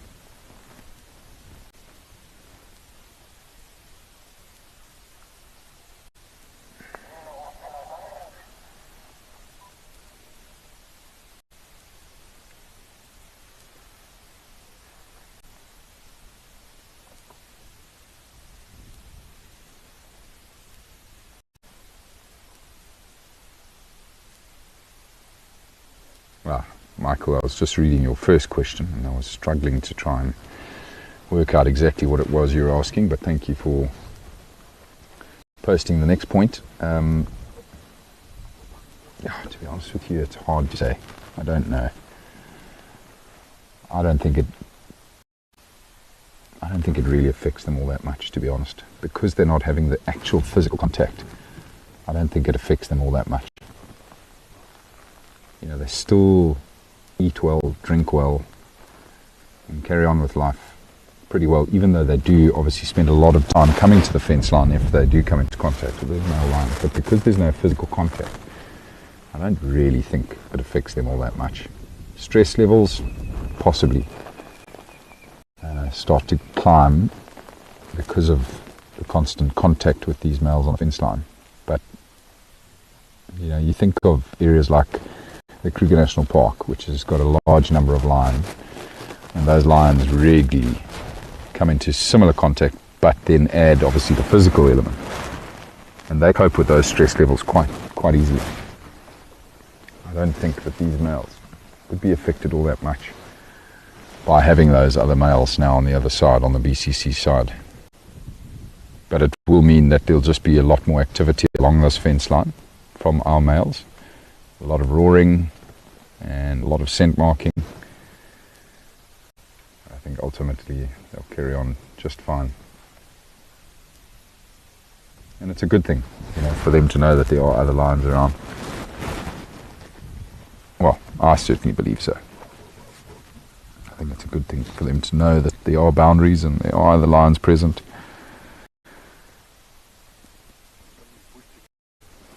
Behind me.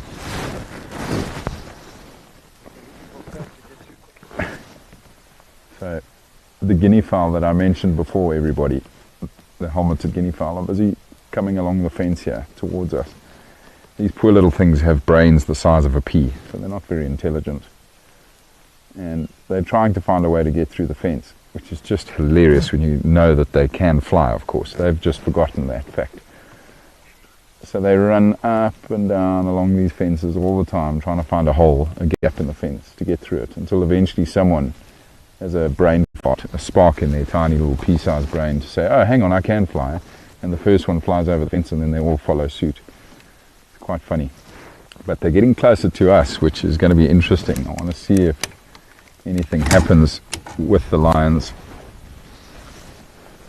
I don't know if they'll come right up close to the lions, though. Obviously, with us being present, I think it's a bad idea. Oh, hang on, there you go. Someone's just flown over. Now let's see if they all follow suit. They certainly aren't very clever birds. You see the one backing up, there you go. See, I can fly. And it's caught the attention of the lions. Jolly good. Oh, one of the guinea fowl just hit the fence, but it's okay, it managed to get over. It's amazing how it caught these guys' attention.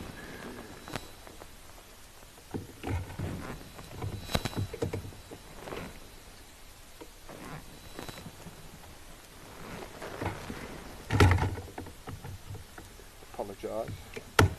All good. Well done on catching the guinea fowl, escaping the Rietspruit Game Reserve into the Blue Canyon Conservancy. I'm sure they'll be back. Oh, and I'm glad they came along because we got to see these male lions with both of them. What a treat. Oh, they are gorgeous.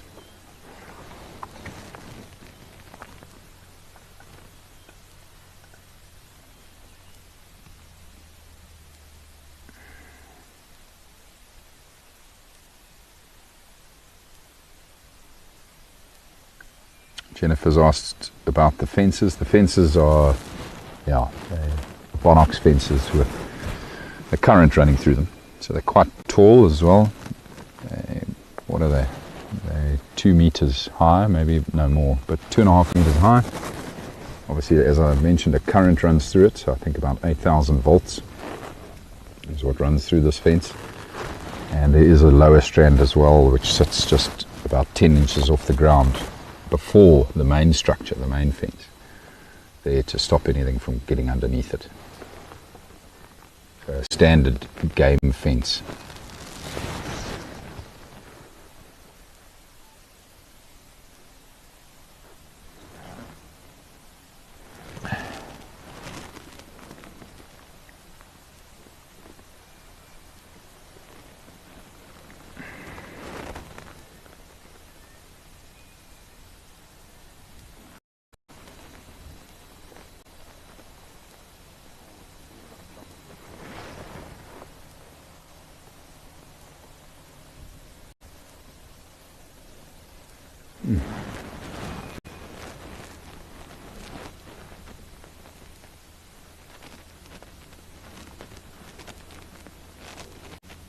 Little notice how the one male has just turned about to look in the opposite direction up along the fence line here.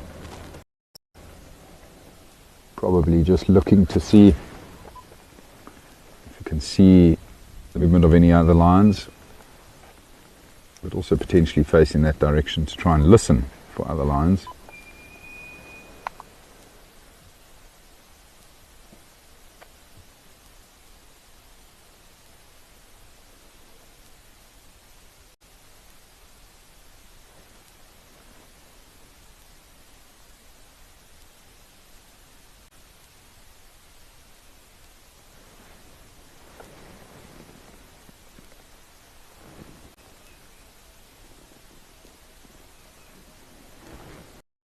These lions, of course, have got exceptional hearing, so they will hear lions way off in the distance. Lions I won't be able to hear. And it's usually this time of the evening when lions do become active, start roaring.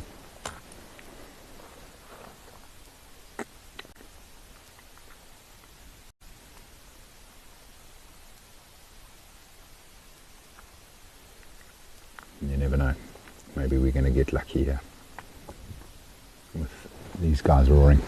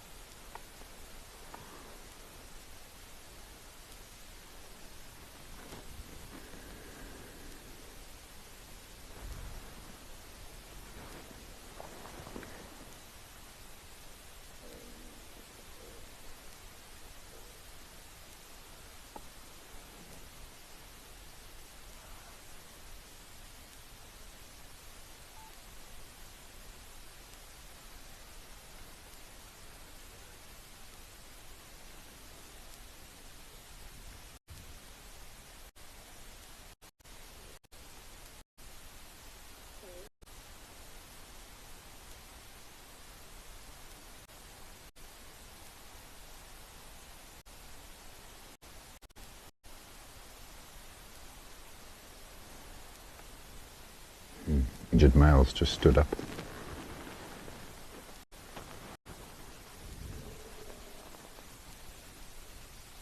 Oh, look at those canines.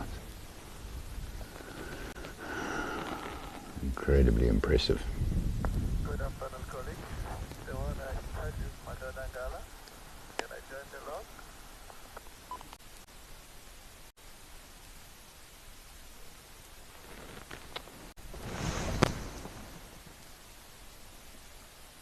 You hear that, Birdman? The chap on the fence there is chatting to you, asking if you can join. Standing by.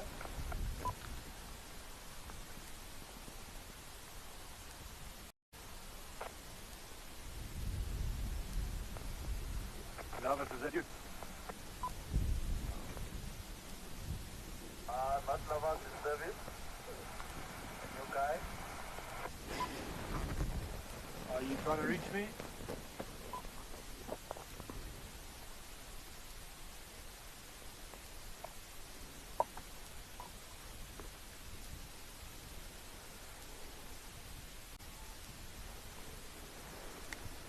Service, you can make your way towards the sighting. I'm going to be leaving shortly.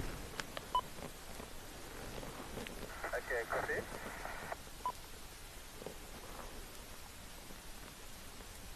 Wow, I love seeing that. Love seeing them turn in unison like that. You don't know why. It could be for something they can smell or something they heard. But something definitely got their attention there.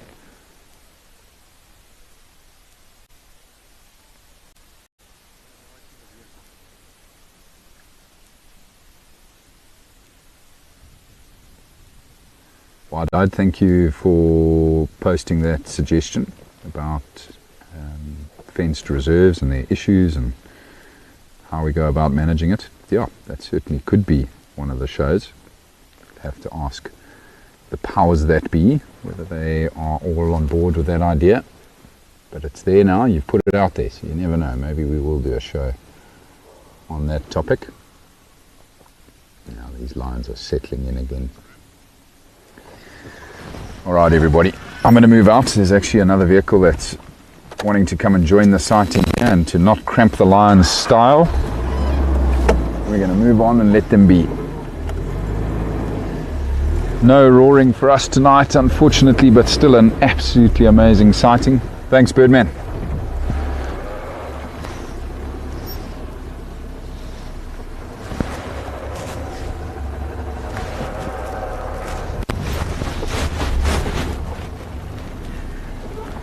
Have a good evening, boys.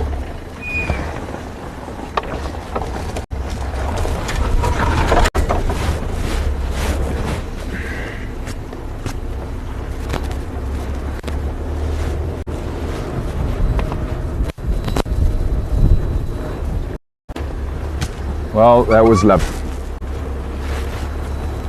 An awesome way to end an incredible day. And yeah, thank you to everybody that joined us this evening. It's been a lot of fun.